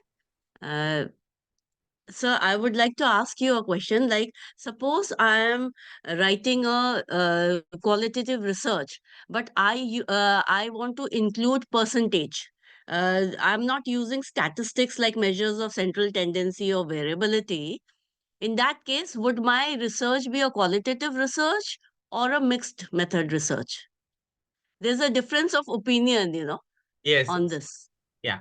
So I have a clarity regarding this, because when you are using a qualitative technique like interview or observation, writing your research result in terms of number, percentages or number, this will never be called as a qualitative research.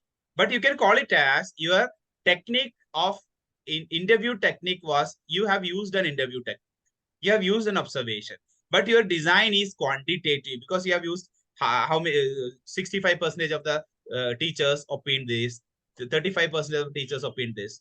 So this way it will be considered as quantitative only, but you have, along with your tool, you have a technique that is interview.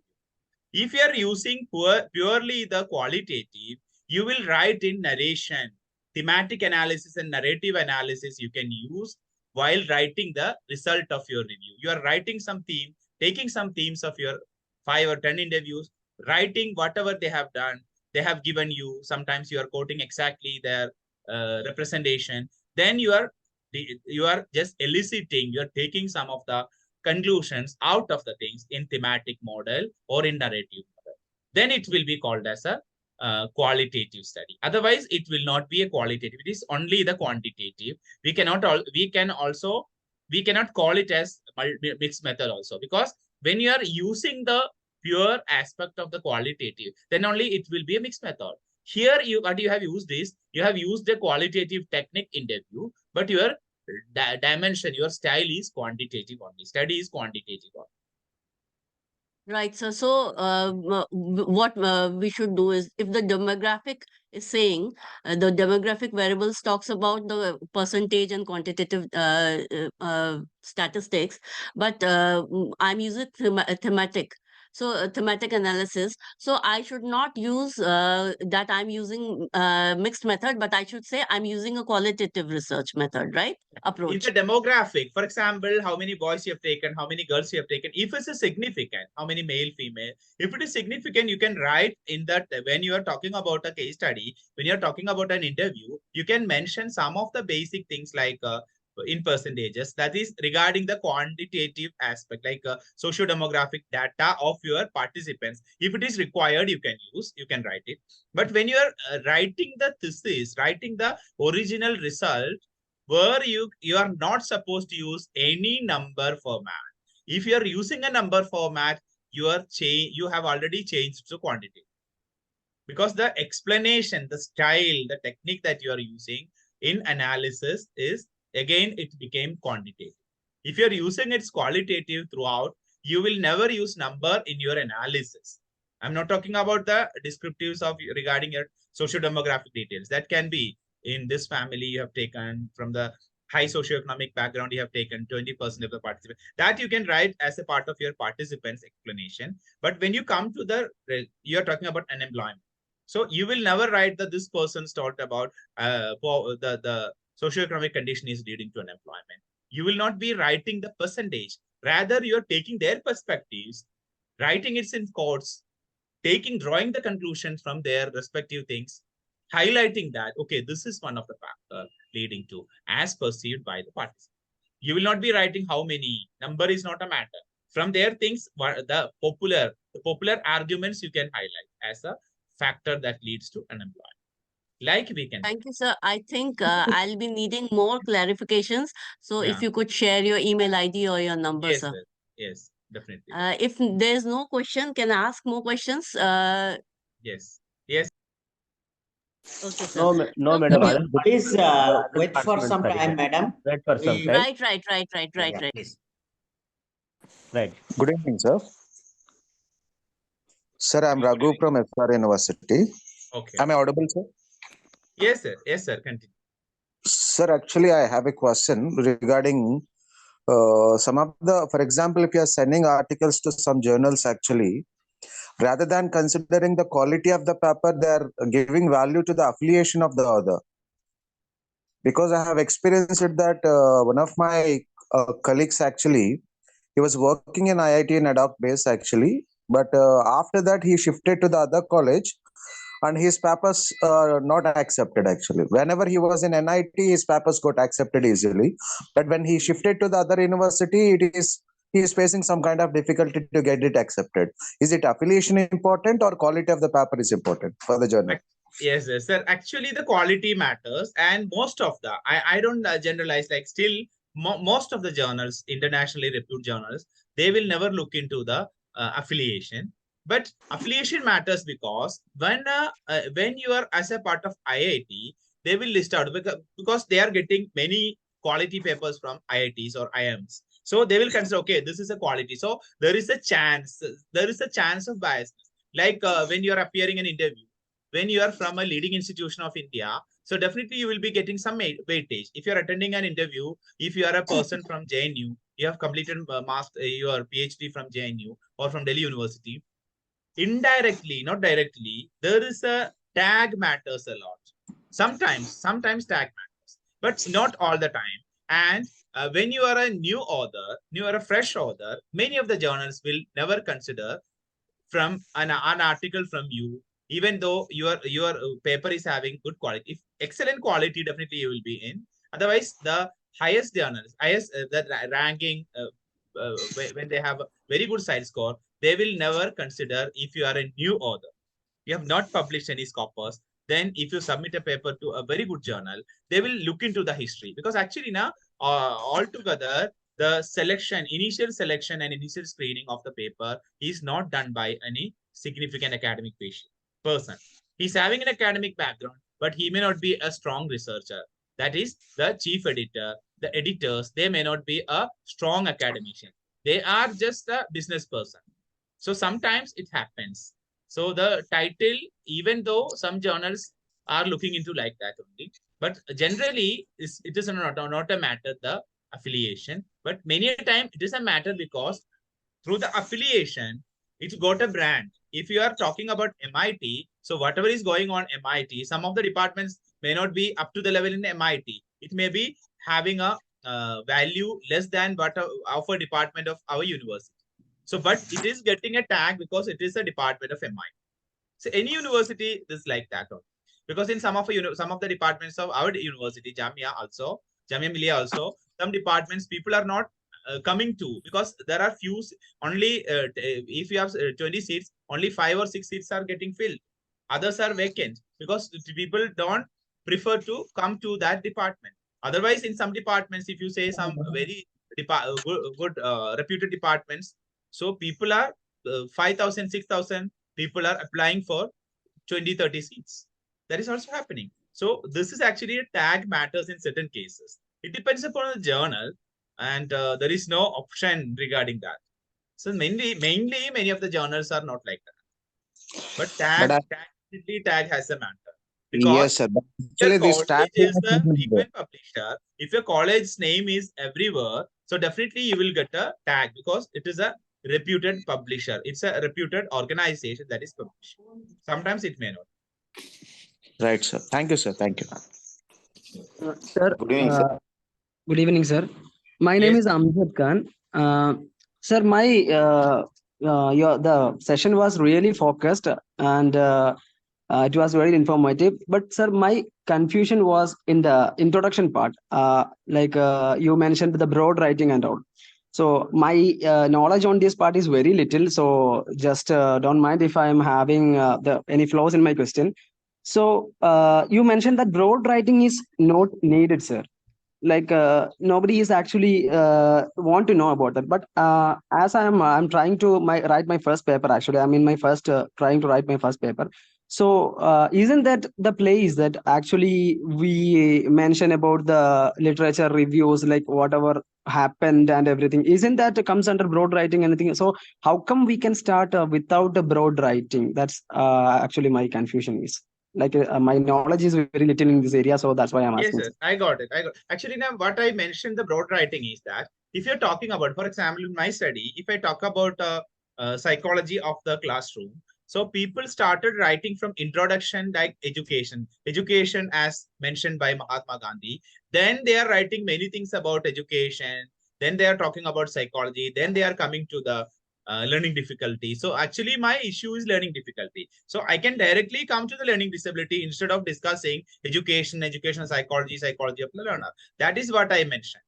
And when you talk about the review as I mentioned, in many of the journals, they have a criteria that the review that you are going to have should be a cross geographical representation, having a cross geographical representation. There should be studies in Europe, should be studies from America, should be studies from Asia and Africa.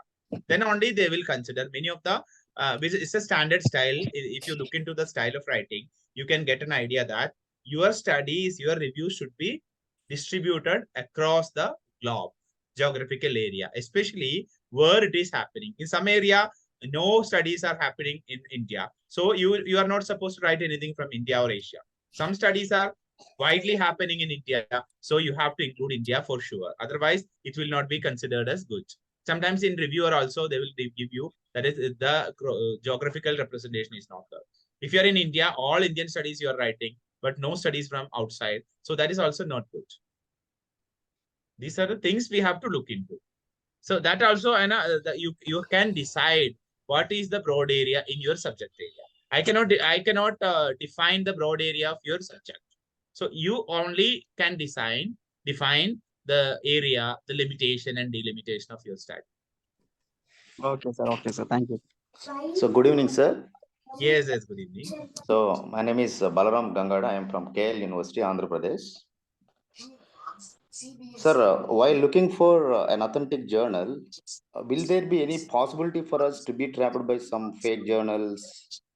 Like if so, how to avoid, sir? Yes, I told you now. I have just shown you the Scopus. Go to Scopus, go to Web of Science, go to UGC Care, take their details and submit. No worries about it.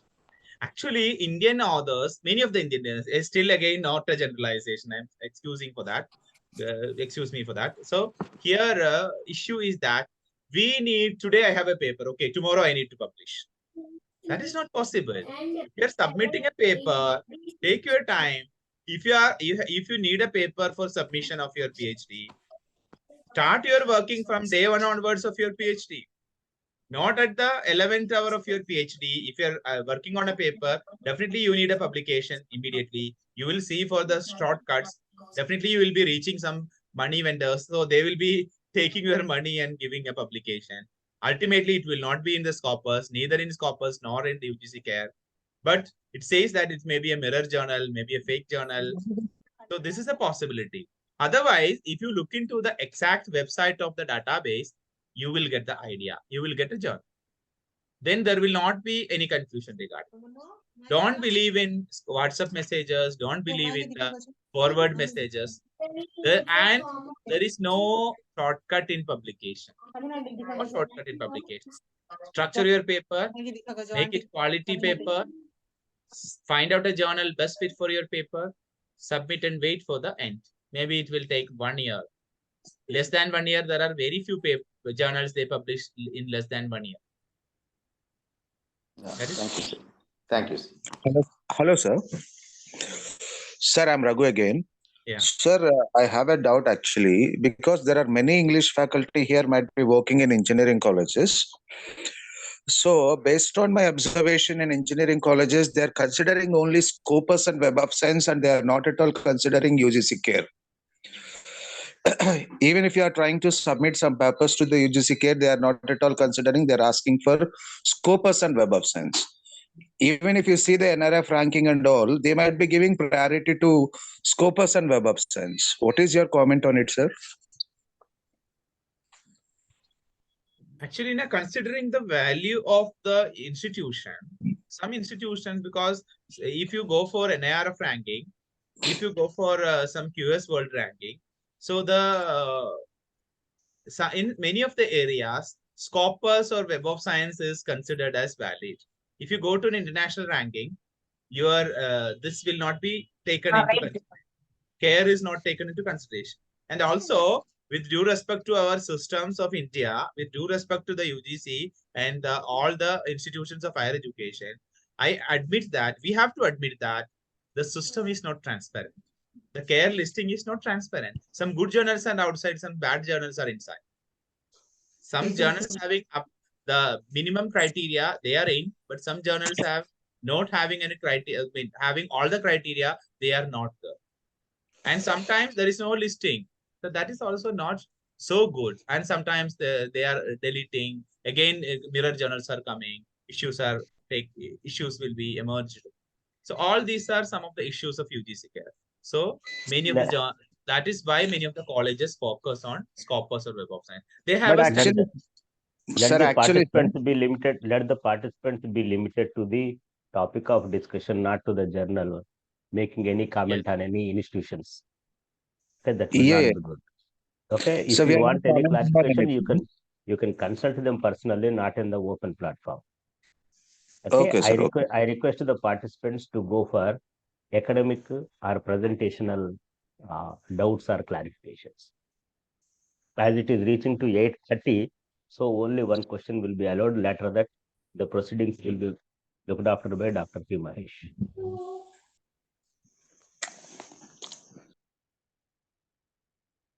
Good evening, sir. Myself, Bipin from Vignan University. I have a question. You talked about paraphrasers, right? So we have so many online services for paraphrasing. And if we write in my own word, and if I paraphrase it, will it be termed as AI content?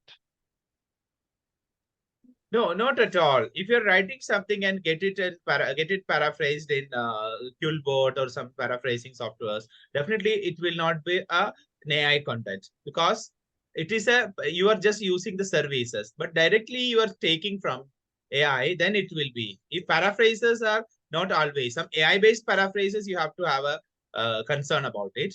But mainly like Qlbot, don't directly paraphrase it. If you're taking copy paste in Qlbot and just making it, no, it is not possible. Just paraphrase yourself. Then again, for clarification, you can put it in the Qlbot and make it paraphrase and take it. Sometimes people do is just take from a copy from a journal, copy from a book, and just paste in the Qlbot and make it paraphrased. Then again, using it as such, then it will be trouble. It will be making troubles to you.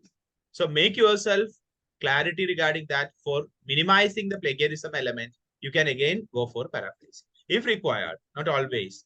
Always may not be required. Sometimes for reducing the content, shortening the content. In some journals, you have 3,000 words, but you need 2,500 on C. In such a cases, better option is paraphrase, because you may not be able to cut short some of the content. So paraphrases will help. So wherever the possibility, wherever the researcher is not up to the level in doing that, in such a case, you can use the paraphrases. Thank you, sir. You answered my question. Thank you. No, Dr. Mahesh. Yes, sir. Thank you, sir. So on behalf of our Vignan University and the English fraternity of our institution, so I extend a really hearty vote of thanks So resource person of today's workshop, Dr. Samir Babu sir. So who spared time from his busiest schedule to grace the occasion. So today we had an opportunity to hear your thoughts, and this will surely be going to encourage us in our future research activities, sir. So your thoughts have enlightened the minds of our participants and have shown us a new path. So once again, my gratitude to Dr. Samir Babu sir for grace occasion and sharing his opinions today. So we expect these type of sessions from you in upcoming years also, sir. So our association should be continued like this. Thank you very much, sir. And I really convey my thanks to our HOD of our department, Professor Sharda Madam, and Mona Charles sir, and the coordinators of the workshop for giving me this opportunity to act as a moderator for this session. Thank you all. Thank you for giving the opportunity. Dear participants, feedback link is posted in the chat box, and it will be shared to in our WhatsApp group also. Dr. Sarkar sir, how much time do you give for them to complete it? Sir, it is open now. So it will be open till 9. 9 o'clock. Till Yeah. 9 o'clock it will be open. So it will be given in WhatsApp group also, sir. Yes, yes. Thank you so Thank you, much. Thank you, Dr. Samir Babu sir. Thank you for spending your valuable time. Thank you, Ananda. Anything from Professor Sharda Madam? Thank you, sir. Samir Babu, sir, thank you very much, sir. Samir, sir. Dr. Sarkar sir, shall I end the meeting? Dr. Samir I think has left the session. Sir Yeah. has left the session.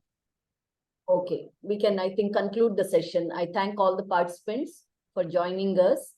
So we are looking forward to the next session as well. We'll meet again shortly.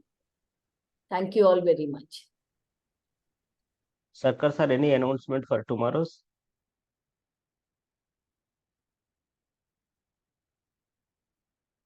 Yes, sir.